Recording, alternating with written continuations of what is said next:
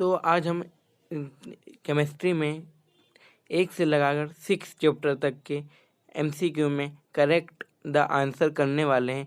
इनमें से हमने उन चैप्टरों को हटा दिया है जिनमें से एमसीक्यू नहीं पूछे जाएंगे। कहने का मतलब है इन हमारा 1 से लगाकर 6 चैप्टर तक में हमारा 2 और 3 चैप्टर नहीं पूछे जाएंगे, तो हमने इन दोनों चैप्टरों को हटा दिए हैं। इन दोनों के चैप्टर का एमसीक्यू बाकी के हम इसमें कवर करने वाले हैं। तो चलिए हम वीडियो शुरू करते हैं। तो हमारा पहला क्वेश्चन है सही विकल्प में, फ्रैंकलिन दोष के कारण आयनिक ठोसों का घनत्व। तो फ्रैंकलिन दोष के कारण आयनिक ठोसों का घनत्व क्या होता है? तो यहाँ पे हमारा पहले का आंसर हो जाएगा परिवर्तित नहीं होता। फिर हमारा दूसरा क्वेश्चन है CHCl में प्रत्येक Cl में कितने CH से अंकुलित हैं? तो हमारा ये दूसरे का आंसर है 8। तीसरा हमारा तो फ्रैंकलिन दोष प्रदर्शित नहीं करता, KBr में प्रदर्शित नहीं करता। उसके बाद हमारा नेक्स्ट क्वेश्चन है NaCl क्रिस्टल में समान दूरी पर स्थित विरोधी आवेश वाले आयनों की संख्या कितनी होती है? इसका हमारा है 6। फिर हमारा अगला क्वेश्चन NaCl क्रिस्टल में किस प्रकार का बिंदु दोष पाया जाता है? किस प्रकार का बिंदु दोष पाया जाता है? शॉर्ट किए बिंदु दोष पाया जाता है। अब हम आगे बढ़ते हैं। हमने 5 तक कर लिए हैं क्वेश्चन। हाँ, हमारा 6 नंबर क्वेश्चन है यहाँ पे, विभिन्न क्रिस्टल तंत्रों में कुल कितने त्रिविमीय जालक प्राप्त होते हैं? तो हमारा 6 का आंसर आया या बी यानी कि 14। फिर हीरा एक है, तो हीरा एक से संयोजी ठोस है। अब हमारा होती है कोऑर्डिनेशन संख्या होती है, तो हमारी कोऑर्डिनेशन संख्या होती है 8। हमारा नेक्स्ट क्वेश्चन है किस यौगिक में 8:8 समन्वय अंक पाया जाता है? तो हमारा जो है CHCl में पाया जाता है। फिर हमारा 10 नंबर क्वेश्चन है काय केंद्रीय घनीय जालक की समन्वय संख्या होती है? तो हमारे 10वें का आंसर है 8। कितनी संख्या होती है? 8।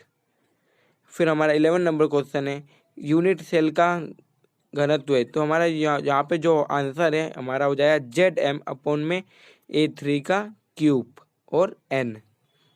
अब हम आगे बढ़ते हैं और हमने 11 तक कर लिया। हमारा 12वां नंबर क्वेश्चन है एक बंद घनीय संकुलित इकाई कोशिका में उपस्थित चतुष्फलकीय रिक्तिका की संख्या होती है? तो कितनी होती है? 8 होती है हमारी। अब हम आगे बढ़ते हैं और 13 नंबर क्वेश्चन पे चलते हैं। तो हमारा जो 13वां नंबर क्वेश्चन है वो है सीजियम क्लोराइड क्रिस्टल की अंतरा आयनिक दूरी होगी। सीजियम क्लोराइड क्रिस्टल की अंतर आयनिक दूरी होगी, कितनी होगी? A/2।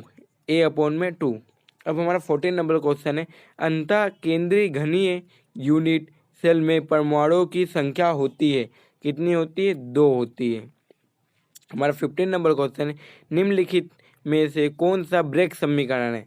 निम्नलिखित में से कौन सा ब्रेक समीकरण है? तो हमारा बी नंबर का यानी n λ = 2d sin थीटा हमारा हो जाएगा। हमारा 16 नंबर यानी 16 नंबर क्वेश्चन है षट्कोणीय क्रिस्टल का उदाहरण। 16 नंबर क्वेश्चन है, इसका आंसर है ग्रेफाइट। अब हमारा आगे जो क्वेश्चन है 17 नंबर Na क्रिस्टल की इकाई कोशिका में उपस्थित NaCl परमाणुओं की संख्या कितनी है? तो हमारा ये जो है इसका आंसर हो जाएगा हमारा ये डी यानी कि 4। अब हम आगे बढ़ते हैं। तो हमारा जो 18वां नंबर क्वेश्चन वो है FeCONi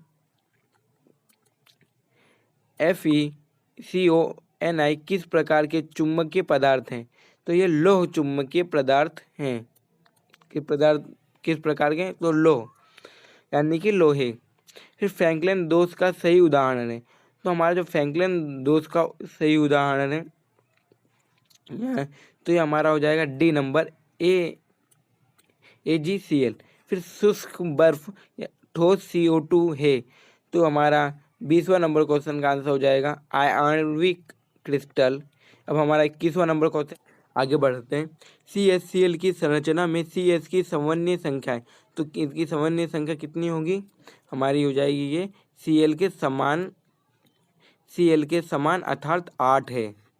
NaCl की संरचना है, तो NaCl की हमारी जो संरचना है वो हो जाएगी घनीय संरचना है। फिर हमारा Na क्रिस्टल में प्रत्येक Na+ आयन घिरा होता है, तो किससे घिरा होता है? 13 नंबर हमारा क्वेश्चन है, 23। ये हो जाएगा हमारा आंसर नंबर डी। इसका आंसर हो जाए 6 आयन Cl नेगेटिव आयन से। KCl क्रिस्टल में किस प्रकार का जालक पाया जाता है? तो होता है फलक केंद्रीय घनाकृति। हमारा 25 नंबर क्वेश्चन, एक परमाणविक पदार्थ के अंतः केंद्रीय घनीय यूनिट सेल में परमाणुओं की संख्या होगी, कितनी होगी? 2। हमारा अगला क्वेश्चन है, समचतुर्थफलक समिति के लिए त्रिज्या अनुपात की सीमा है, तो अनुपात की सीमा क्या है? हमारी 0.225। 27 नंबर क्वेश्चन है, क्रिस्टल जालक में से एक धनायन एवं ऋणायन अनुपस्थित होने पर उत्पन्न दोष को क्या कहते हैं? शॉटकी दोष। CHCl में यदि CH+ की कोऑर्डिनेशन संख्या 8 हो तो Cl नेगेटिव आयन की कोऑर्डिनेशन संख्या क्या होगी? तो इसका हो जाएगा हमारी 8 होगी। आंसर कोई करने वाले हैं, बाकी को हम अगली वीडियो में करेंगे। तो जैसा मैंने कहा था, हमारा दूसरा और तीसरे चैप्टर में से MCQ आने वाले, इसलिए हमने दूसरे और तीसरे छोड़ दिया है और 4th नंबर क्वेश्चन पे आ चुके। तो हम इसके ऑब्जेक्टिव को कर लेते हैं। तो इसका पहला ऑब्जेक्टिव है, यहाँ पे हम देख सकते हैं, अधिकांश अभिक्रियाओं का ताप गुणांक किसके मध्य स्थित है? तो हमारा इसका आंसर हो जाएगा 2 से 3। किसके? 2 से 3। प्रथम कोटि अभिक्रिया के लिए T1/2 का मान होता है, तो क्या होता है इसका मान? इसका मान होता है हमारा 0.693 हो जाएगा। फिर हम अगले क्वेश्चन की तरफ बढ़ते हैं। एक प्रथम कोटि अभिक्रिया 32 मिनट में 75% पूर्ण होती है, 50% पूर्ण होने में लगा समय होगा, तो कितना होगा? हमारा इसका आंसर हो जाए 16 मिनट। कितना? 16 मिनट हमारा हो जाए 16 मिनट। फिर हमारा 4th नंबर क्वेश्चन है, इच्छु शर्करा का ग्लूकोज एवं फ्रक्टोज में अभिक्रिया। इच्छु, तो इसका हमारा आंसर नंबर हो जाए फर्स्ट, प्रथम कोटि की अभिक्रिया का। अब हम आगे देखते हैं हमारा 5th नंबर, अर्ध आयुकार प्रथम कोटि अभिक्रिया हेतु होगा जबकि K = 5.5 × 10⁻⁻14 सेकेंड इनवर्स हो, तो हमारा 5th नंबर का आंसर हो जाएगा 1.26 × 10⁻13 सेकेंड। अब हमारा 6 नंबर जो है, प्रथम कोटि अभिक्रिया के लिए विशिष्ट अभिक्रिया स्थिरांक निर्भर करता है, तो किस पर निर्भर करता है? तो हमारा ये निर्भर करता है ताप पर। किस पर निर्भर करता है? ताप पर। तो हमारा डी ऑप्शन सही हो जाएगा। अब हमारा अगला क्वेश्चन है क्वेश्चन नंबर 7। तो ये ए तथा बी में से सी प्राप्त करने की अभिक्रिया में ए में प्रथम कोटि गतिज तथा बी में द्वितीय को प्रदर्शित करती है, दर समीकरण लिखा जाएगा। तो जब ये जो है हमारे इक्वेशन, मतलब ये कंडीशन होंगी, तो हमारा समीकरण क्या लिखा जाएगा? तो हमारा 7 का आंसर हो जाएगा 8वां है, रासायनिक अभिक्रिया की दर निर्भर कर सक्रिय द्रव्यमान पर निर्भर करती है। हमारा 9 नंबर क्वेश्चन, अहर्निय समीकरण है, तो अहर्निय समीकरण हमने पढ़ रखा है, तो हमारा अहर्निय समीकरण हो जाएगा K = AE -ΔE/RT। फिर हमारा 10 नंबर को होते हैं, प्रथम कोटि अभिक्रिया में वेग स्थिरांक की इकाई है, तो वेग स्थिरांक की इकाई है सेकेंड इनवर्स। Second inverse. फिर हमारा 11 नंबर क्वेश्चन है, शून्य कोटि अभिक्रिया में वेग स्थिरांक की इकाई है। तो शून्य कोटि में वेग स्थिरांक की इकाई हो जाएगी mole litre inverse second inverse. A number question answer number A हो जाएगा हमारा। फिर हमारा जो यहाँ किसी अभिक्रिया का वेग स्थिरांक निम्न में से किस कारक की वृद्धि के साथ बढ़ता है, किस कारक की वृद्धि के साथ बढ़ता है? तो हमारा इसका आंसर हो जाएगा ताप के साथ वेग स्थिरांक भी बढ़ता है। हमारा 18 नंबर क्वेश्चन, कारक जिस पर प्रथम कोटि की अभिक्रिया का वह कौन सा कारक है जिस पर हमारा वेग स्थिरांक निर्भर करता है? तो हमारा आंसर हो जाएगा डी। हमारा आंसर हो जाएगा इसमें डी, क्रिया कारक की सांद्रता पर निर्भर करता है। हमारा 14 नंबर क्वेश्चन है, अणुओं के इस अभिक्रिया में भाग लेने हेतु न्यूनतम आवश्यक ऊर्जा कहलाती है। न्यूनतम आवश्यक ऊर्जा क्या कहलाती है? तो आंसर हमारा इसका भी हो जाएगा 14 नंबर सक्रिय ऊर्जा। इसका आंसर क्या हो जाएगा हमारा? सक्रिय ऊर्जा। में टिक कर देता हूँ। फिर द्रव्य अनुपाती के नियम का प्रतिपादन किसने किया? तो हमारा इसका आंसर हो जाएगा 15 नंबर का बी, गोल्डबर्ग तथा वागे ने। फिर हमारा अभिक्रिया दर का मात्रक है। तो अभिक्रिया की दर का मात्रक मोल लीटर इनवर्स और सेकंड इनवर्स। अब हमारा आंसर हो चुके हैं। अब हम आगे बढ़ते हैं नेक्स्ट चैप्टर की तरफ, चैप्टर नंबर 5। तो हम आ चुके हैं चैप्टर नंबर 5 पे। तो हम इसके MCQ अब देख लेते हैं, आंसर देख लेते हैं कि पहला हमारा जो क्वेश्चन है वो है सक्रिय चारकोल में एसिटिक अम्ल की अधिशोषण प्रक्रिया में एसिटिक अम्ल है तो कौन सा है? तो हमारा पहले का आंसर हो जाएगा आंसर नंबर डी, अधिशोष्य। आंसर नंबर डी, अधिशोष्य। फिर हमारा द्रव विरोधी साल के स्थायित्व का कारण होता है टिंडल प्रभाव। हमारा क्वेश्चन नंबर 3 है, AS2S3 कोलाइडी विलयन की स्कंदित करने में किसका स्कंदन मान न्यूनतम होगा? हमारा 30 नंबर क्वेश्चन का आ जाएगा answer number D, answer number D, AlCl3। फिर हमारा 4th नंबर क्वेश्चन है, अधिशोषी क्रिया है। तो अधिशोषी कौन सी क्रिया है? तो हमारी जो है अधिशोषी क्रिया है वो ऊष्माक्षेपी अभिक्रिया है। कौन सी अभिक्रिया है? ऊष्माक्षेपी। फिर हमारा 5th नंबर क्वेश्चन है, कोलाइडी कणों का आकार होता है। तो हमारा कोलाइडी कणों का आकार होता है 10 पावर -5 -10 पावर -7 सेंटीमीटर के मध्य। निम्न में से किसका प्रयोग द्रव्य स्नेही कोलाइडी बनाने में किया जाता है? तो हमारा 6 नंबर क्वेश्चन का हो जाएगा आंसर नंबर डी, धातु सल्फाइड। हमारा फिर 7 नंबर क्वेश्चन है, रक्षी कोलाइड की तरह कार्य करने वाला सॉल है। तो रक्षी कोलाइड की तरह हमारा कार्य करने वाला सॉल कौन सा है? तो इसका आंसर हो जाएगा हमारा आंसर नंबर बी, जिलेटिन।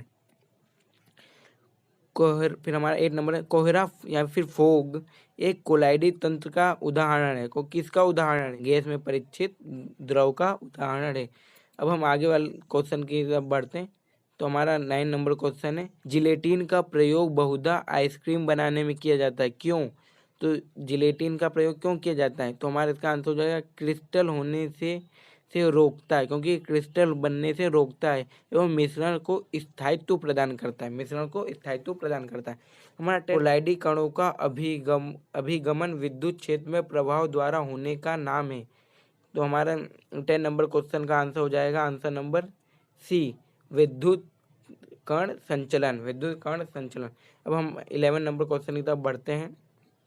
तो हमारा 11 नंबर क्वेश्चन हो जाएगा, ये इक्वेशन भी बहुत पूछी जाती है, IMP इक्वेशन भी है ये, हार्डी-सुलजे नियम संबंधित।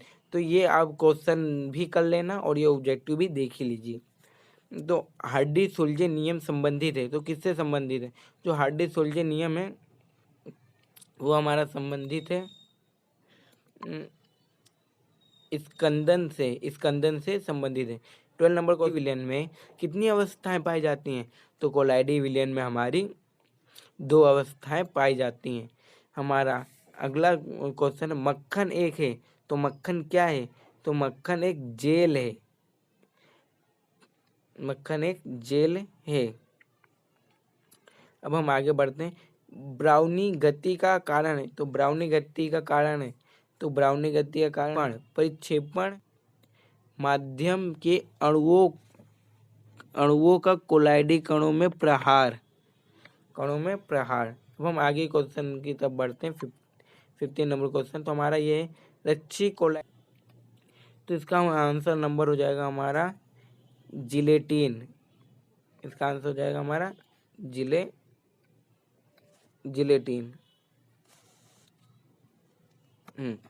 इसका आंसर नंबर हमारा हो जाएगा ए। Answer number A.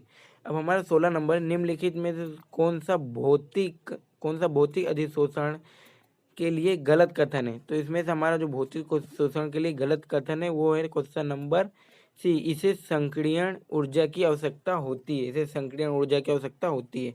अब हम आगे बढ़ते हैं। तो हमारा जो 17वां नंबर क्वेश्चन है, शायद इसमें आया नहीं, आगे होगा।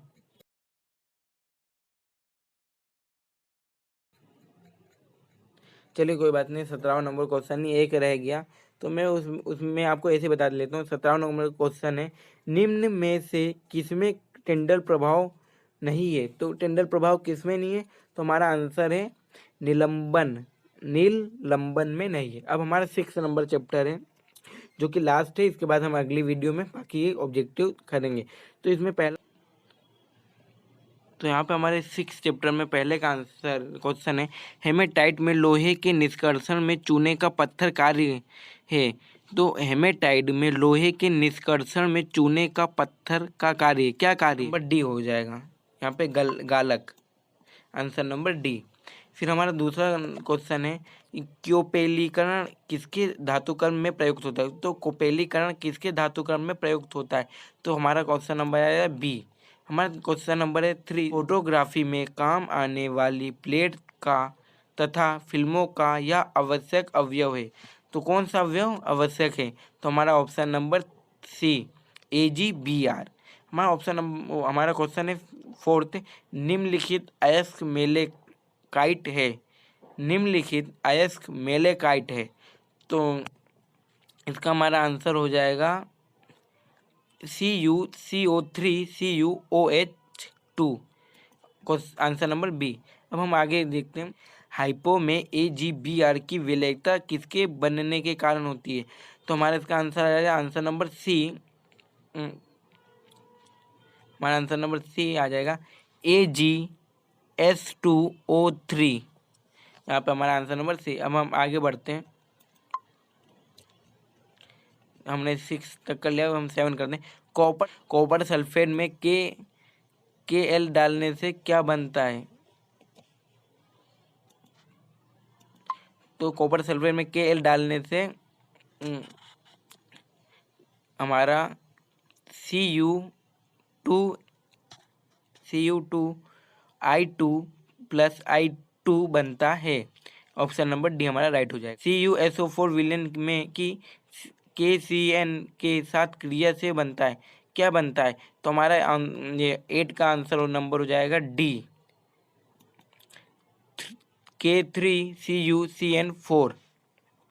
अब हमारा आ जाएगा क्वेश्चन नंबर, फोटोग्राफी में निम्न रूप में Na2S2O3 प्रयुक्त होता है, तो किस लिए प्रयुक्त होता है? तो ऑप्शन नंबर 3, स्थिर करने वाला। अब हमारा आ जाएगा केलोमल, 10वें का केलोमल है, मोलोमर है हमारा ए नंबर आंसर Ag2Cl2। अब हमारा 11 नंबर क्वेश्चन है, जर्मन सिल्वर मिश्र धातु है। जर्मन और सिल्वर मिश्र धातु है, तो कौन सी मिश्र धातु है? तो हमारा ये हो जाएगा इसका भी पहले का आंसर CuZnNi,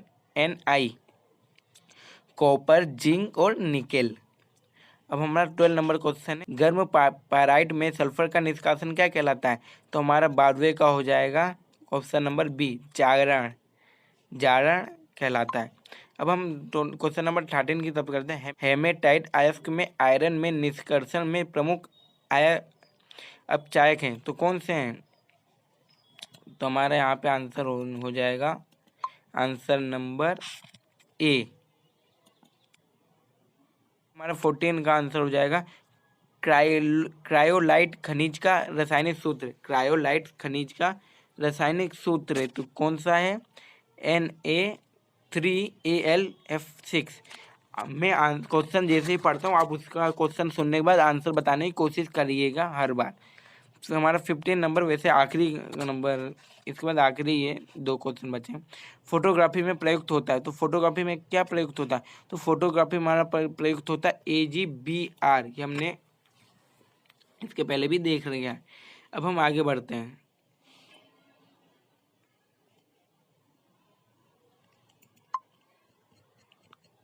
तो अब हमारा नेक्स्ट जो क्वेश्चन है